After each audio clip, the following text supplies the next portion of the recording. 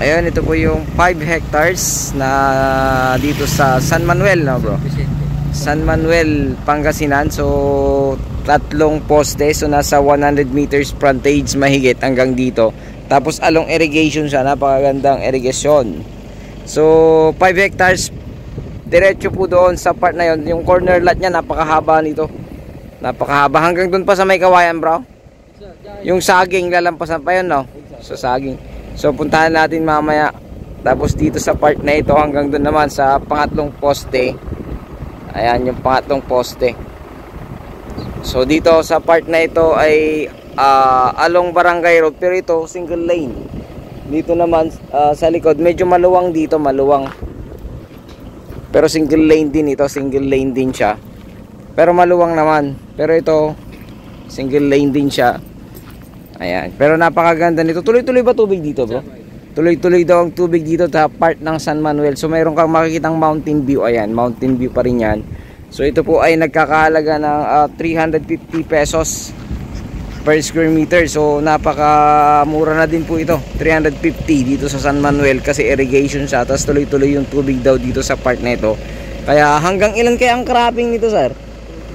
Tuloy-tuloy. So hanggang 3, no? 3 cropping pwede. Depende sa magsasaka kung hanggang ilan niya. Pero ngayon, ba't ito hindi sinaka ditong part? Kinukuliglig pa lang. Oh. So hanggang doon. So ayun, ulitin ko, ito ay bayan ng San Manuel, Pangasinan. Hindi siya Tarlac. So 350 per square meter. Buhay po yung nakapangalan nito. Buhay po ang nakapangalan sa title, kaya wala pong extrajudicial settlement. So tignan lang natin yung dulo. Puntahan natin. May pagmamanobrang kaya doon. Sige, puntahan natin para po makita po ninyo. So ayan, mula dito sa frontage niya, ayan, puntahan natin doon sa dulo. Ayan. So kung makikita ninyo, ayan, so yung property sa ngayon pinagpapastulan ng itik, pero tataniman na ngayong ano ba to, first cropping pa lang to kasi ang kagandahan naman dito, tuloy-tuloy daw ang saka. So first cropping ito ay parang baka hindi na, no? Kasi first cropping, baka second cropping na nila dito to. Tuloy-tuloy kasi sa ito. Ay gaya sa kabila, kaani lang.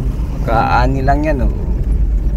So tatamnan na naman. So ayan, yung tubig dito napakaganda, napakalinaw. Maganda ditong yung hangganan niya, ito na. Yun, sa may saging, no? Sa may saging lang yung hangganan ng ating property. Ayan. So kung makikita nyo, ayan po siya.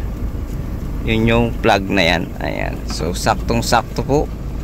So ayun, ulitin ko, bayan ng San Manuel, Pangasinan, 350 per square meter. Negotiable, depende po.